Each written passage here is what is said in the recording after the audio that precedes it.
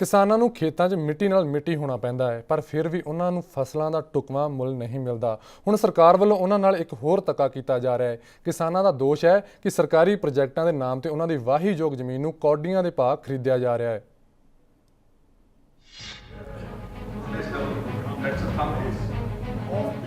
ਪੰਜਾਬ ਸਰਕਾਰ ਵੱਲੋਂ 6 ਜ਼ਿਲ੍ਹਿਆਂ ਦੀ 3245 ਏਕੜ ਵਾਹੀਯੋਗ ਜ਼ਮੀਨ ਬਿਨਾਂ ਕਿਸੇ ਮਤਲਬ ਤੋਂ ਖਰੀਦੀ ਜਾ ਰਹੀ ਹੈ। ਚੰਡੀਗੜ੍ਹ ਵਿੱਚ ਕਾਂਗਰਸ ਦੇ ਬੁਲਾਰੇ ਸੁਖਪਾਲ ਸਿੰਘ ਖਹਿਰਾ ਅਤੇ ਪ੍ਰਭਾਵਿਤ ਕਿਸਾਨਾਂ ਨੇ ਕਿਹਾ ਕਿ ਸਰਕਾਰ ਕੌਡੀਆਂ ਦੇ ਭਾਅ ਜ਼ਮੀਨ ਤੇ ਕਬਜ਼ਾ ਕਰਨ ਲਈ ਨੋਟਿਸ ਜਾਰੀ ਕਰ ਚੁੱਕੀ है।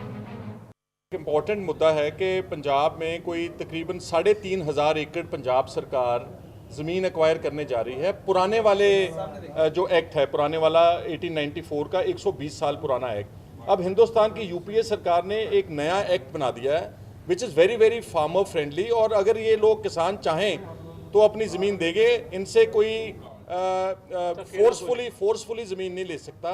और इनको नई नीति के हिसाब से 4 गुना मार्केट प्राइस से ज़्यादा इनकी ज़मीन के जो उनको भाव मिलने थे। तो लेकिन ये बादल सरकार ने कि नई नीति और नया लैंड एक्विजिशन बिल जल्दी से आ ना जाए, चोर दरवाजे से इन लोगों ने सारे अखबारों में इश्तिहार निकलवा के और ये 3500 बहुत कीमती ज़मीन जैसे लुधियाना की कर रहे हैं, यहाँ मार्केट प्राइस है 4 करोड़ रुपए 1 एकड़ की, और वहाँ पर कलेक्टर रेट जो पंजाब सरकार देगी वो वहाँ पर है 30 लाख का। 10 गुना कम पैसे मिलेंगे और इनका जो उजड़ना है वो तय है। इनके मकान हैं, रहायशी हैं, इनके बच्चे हैं, इनकी फैमिलीज़ हैं। इसलिए कांग्रेस इसका सख्त विरोध करती है। सरकार इसलिए कर रही है कि ये सरकार अकालियां दी कंगाल हो चुकी है। ये कोई तनख्वाह नहीं दे सकती, आंगनवाड़ी दियां टीचरां दियां तनख्वाहां नहीं दे सक रहे जिहड़ियां वर्कर्स ने गरीब बच्चों को स्कूलों 'ਚ पढ़ाउंदियां। ਇਹਨਾਂ ਨੂੰ ਪਤਾ ਕਿ ਜੇ ਨਵੀਂ ਨੀਤੀ ਆਈ ਤੇ ਸਾਨੂੰ ਕਿਸਾਨਾਂ ਨੂੰ ਵੱਧ ਪੈਸੇ ਦੇਣੇ ਪੈਣਗੇ, ਤੇ ਜਿਹੜੀ ਪੁਰਾਣਾ 120 ਸਾਲ ਪੁਰਾਣਾ ਇੱਕ ਜਿਹੜਾ 1894 ਦਾ ਐਕਟ ਆ ਉਹਦੇ ਅਧੀਨ ਕਰ ਲਾਂਗੇ ਤੇ ਅਸੀਂ ਥੋੜੇ ਪੈਸੇ ਦੇ ਕੇ ਤੇ ਜ਼ਮੀਨਾਂ ਕਿਸਾਨਾਂ ਦੀਆਂ ਖੋ ਸਕਾਂਗੇ। ਬਦਨੀਤੀ, ਬੇਈਮਾਨੀ ਔਰ ਅਕਾਲੀਆਂ ਦੀ ਕਿਸਾਨ ਵਿਰੋਧੀ ਨੀਤੀ ਜਿਹੜੀ ਆ ਉਹ ਸਾਰਾ ਹੀ ਇਸ ਨੋਟੀਫਿਕੇਸ਼ਨਾਂ ਦੇ ਨਾਲ ਸਾਹਮਣੇ ਆਈ। ਕਾਂਗਰਸ ਪਾਰਟੀ ਦੇ ਬੁਲਾਰੇ ਸੁਖਪਾਲ ਸਿੰਘ ਖਹਿਰਾ ਨੇ ਕਿਹਾ ਕਿ ਅਕਾਲੀ ਭਾਜਪਾ ਸਰਕਾਰ ਉਸ ਵੇਲੇ ਜ਼ਮੀਨ ਖਰੀਦ ਰਹੀ ਹੈ ਜਦੋਂ ਦੇਸ਼ ਅੰਦਰ ਭੂਮੀ ਅਧਿਗ੍ਰਹਿਣ ਐਕਟ ਪਾਸ ਹੋ ਰਿਹਾ ਹੈ। ਇਸ ਐਕਟ ਤਹਿਤ ਸਿੱਧੇ ਤੌਰ ਤੇ ਵੱਡੇ ਪੱਧਰ ਤੇ ਕਿਸਾਨਾਂ ਨੂੰ ਫਾਇਦਾ ਹੋਏਗਾ, ਪਰ ਸਰਕਾਰ ਸਸਤੇ ਭਾਅ ਤੇ ਜ਼ਮੀਨ ਖਰੀਦ ਕੇ ਕਿਸਾਨਾਂ ਨਾਲ ਧਰੋਕ ਮਾਉਣਾ ਚਾਹੁੰਦੀ ਹੈ।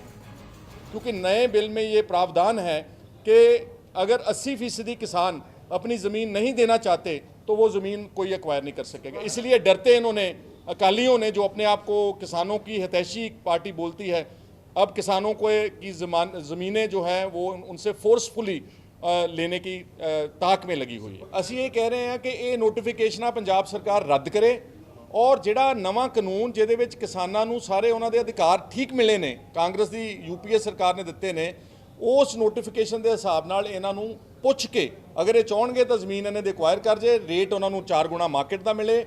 ਔਰ ਅਗਰ ਕੋਈ ਕਿਸਾਨ ਆਪਣੀ ਜ਼ਮੀਨ ਨਹੀਂ ਵੀ ਦੇਣਾ ਚਾਹੁੰਦਾ ਤਾਂ ਉਹ ਉਸ ਜਿਹੜਾ ਪ੍ਰੋਜੈਕਟ ਵਾਸਤੇ ਜ਼ਮੀਨ ਐਕਵਾਇਰ ਕੀਤੀ ਜਾਣੀ ਉਹਦੇ ਵਿੱਚ ਭਾਈਵਾਲ ਵੀ ਬਣ ਸਕਦੇ ਸੀ। ਸੁਖਪਾਲ ਸਿੰਘ ਖਹਿਰਾ ਨੇ ਦੱਸਿਆ ਕਿ ਜ਼ਿਲ੍ਹਾ ਲੁਧਿਆਣਾ ਦੇ ਪਿੰਡ ਲੋਹਾਰਾ, ਜਸਪਾਲ ਬਾਂਗਰ, ਗਰੀਬ ਨਗਰੀ, ਹਰਨਾਮਪੁਰਾ, ਨੱਤ, ਤਰੋੜ, ਪਾਹਵਾ, ਬਾਮਨ ਮਾਜਰਾ, ਸੰਗੋਵਾਲ ਅਤੇ ਕਰਤਾਰਪੁਰ ਪਿੰਡਾਂ ਦੀ ਲਗਭਗ 2100 ਏਕੜ ਜ਼ਮੀਨ ਸਰਕਾਰ ਵਾਰੰਟ ਫਰੰਟ ਸਿਟੀ ਦੇ ਪ੍ਰੋਜੈਕਟ ਤਹਿਤ ਖਰੀਦ ਰਹੀ ਹੈ। ਇਸੇ ਤਰ੍ਹਾਂ ਜ਼ਿਲ੍ਹਾ ਮੋਹਾਲੀ ਦੇ ਪਿੰਡ ਕੰਸਾਲਾ, ਬੂਤਗੜ੍ਹ, ਕਿਸ਼ਨਪੁਰ ਅਤੇ ਨਾਰਾਇਣਗੜ੍ਹ ਵਿਖੇ ਵੀ ਸਰਕਾਰ ਐਜੂਕੇਸ਼ਨ ਸਿਟੀ ਤਹਿਤ ਕਿਸਾਨਾਂ ਦੀ ਸਸਤੇ ਭਾਅ ਤੇ ਜ਼ਮੀਨ ਹੜਪਣਾ ਚਾਹੁੰਦੀ ਹੈ। ਜ਼ਿਲ੍ਹਾ ਪਟਿਆਲਾ, ਅੰਮ੍ਰਿਤਸਰ ਅਤੇ ਗੁਰਦਾਸਪੁਰ ਵਿਖੇ ਵੀ ਸਰਕਾਰ ਨਵੇਂ ਪ੍ਰੋਜੈਕਟਾਂ ਤਹਿਤ ਜ਼ਮੀਨ ਖਰੀਦ ਰਹੀ ਹੈ। ਕਿਸਾਨਾਂ ਦੀ ਹਤੈਸ਼ੀ ਅਖਵਾਉਂਦੀ ਆ, ਉਹ ਹੁਣ ਫਟਾਫਟ ਲੱਗੀ ਹੋਈ ਆ ਕਿ ਨਵਾਂ ਲੈਂਡ ਐਕੁਇਜ਼ੀਸ਼ਨ ਬਿੱਲ ਜਿਹੜਾ ਹਿੰਦੁਸਤਾਨ ਦੀ ਯੂਪੀਏ ਸਰਕਾਰ ਨੇ ਪਾਸ ਕੀਤਾ, ਉਹਦੇ ਆਉਣ ਤੋਂ ਪਹਿਲਾਂ ਅਸੀਂ ਹਜ਼ਾਰਾਂ ਏਕੜ ਜ਼ਮੀਨ ਜਿਹੜੀ ਕਿਸਾਨਾਂ ਦੀ 3500 ਏਕੜ ਦੇ ਇਹਨਾਂ ਨੇ ਨੋਟਿਸ ਕੱਢੇ ਨੇ ਅਖਬਾਰਾਂ ਦੇ ਵਿੱਚ, ਜਿਹਦੇ 'ਚ ਵਿਸ਼ੇਸ਼ ਤੌਰ ਤੇ ਲੁਧਿਆਣਾ ਦੇ ਜਿਹੜੇ 9 ਪਿੰਡ ਨੇ, ਬ੍ਰਾਹਮਣ ਮਾਜਰਾ, ਜਸਪਾਲ ਬਾਂਗਰ ਔਰ ਸੰਗੋਵਾਲ, ਔਰ 9 ਪਿੰਡਾਂ ਦੀ 2100 ਏਕੜ ਜ਼ਮੀਨ ਜਿਹੜੀ 4 ਕਰੋੜ ਰੁਪਏ ਜਿਹੜੀ ਮਾਰਕੀਟ ਵੈਲਿਊ ਹੈ, ਇਹਨਾਂ ਨੂੰ 30 ਲੱਖ ਰੁਪਏ ਦੇ ਵਿੱਚ ਚੁੱਕਣ ਨੂੰ ਫਿਰਦੀ ਪੰਜਾਬ ਸਰਕਾਰ।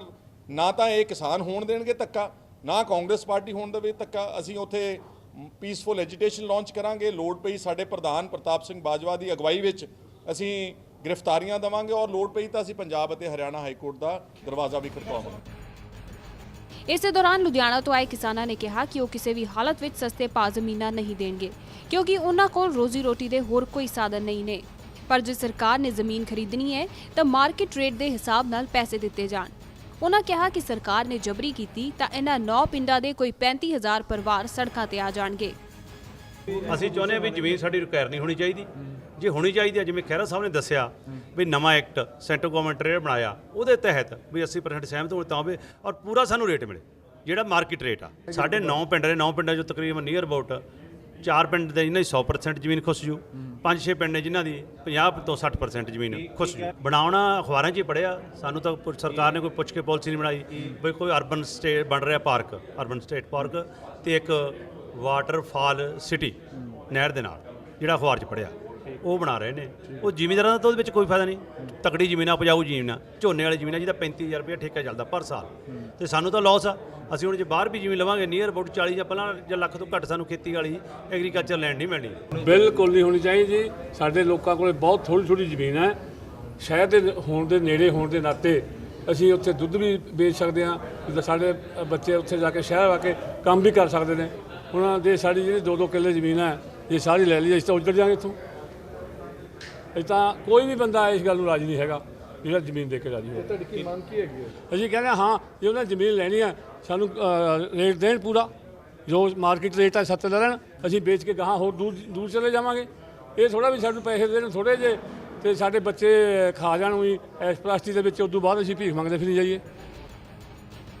ਇੱਕ ਪਾਸੇ ਤਾਂ ਪੰਜਾਬ ਦੇ ਮੁੱਖ ਮੰਤਰੀ ਪ੍ਰਕਾਸ਼ ਸਿੰਘ ਬਾਦਲ ਗੁਜਰਾਤ ਦੇ ਮੁੱਖ ਮੰਤਰੀ ਨਰਿੰਦਰ ਮੋਦੀ ਨੂੰ ਕਿਸਾਨਾਂ ਦੀ ਖੁਸ਼ਹਾਲੀ ਲਈ ਅਪੀਲ ਕਰ ਰਹੇ ਨੇ, ਪਰ ਆਪਣੇ ਰਾਜ ਵਿੱਚ ਭੂਮੀ ਅਧਿਗ੍ਰਹਿਣ ਐਕਟ ਆਉਣ ਤੋਂ ਪਹਿਲਾਂ ਸਸਤੇ ਭਾਅ ਨਾਲ ਜ਼ਮੀਨਾਂ ਖਰੀਦਣਾ ਚਾਹੁੰਦੇ ਨੇ। ਕੀ ਸੱਚਮੁੱਚ ਪੰਜਾਬ ਦੇ ਮੁੱਖ ਮੰਤਰੀ ਪ੍ਰਕਾਸ਼ ਸਿੰਘ ਬਾਦਲ ਕਿਸਾਨਾਂ ਦੇ ਮੁੱਦਈ ਨੇ? ਇਹ ਸਵਾਲ ਪੀੜਤ ਪਰਿਵਾਰ ਕਰ ਰਹੇ ਨੇ। ਚੰਡੀਗੜ੍ਹ ਤੋਂ ਕੈਮਰਾਮੈਨ ਸੁਖਜਿੰਦਰ ਰੋਮਾਨਾ ਅਤੇ ਪੱਤਰਕਾਰ ਜਗਤਾਰ ਸਿੰਘ ਭੁੱਲਰ ਦੇ ਨਾਲ Inderjit Kaur, day and night news. ਖਬਰਾਂ ਦੀ ਦੁਨੀਆ ਵਿੱਚ ਆਓ, ਸਾਡੇ ਨਾਲ ਕਦੇ ਵੀ ਤੇ ਕਿਤੋਂ ਵੀ ਜੁੜੋ। ਆਪਾਂ ਮਿਲਾਂਗੇ ਫੇਸਬੁੱਕ ਤੇ,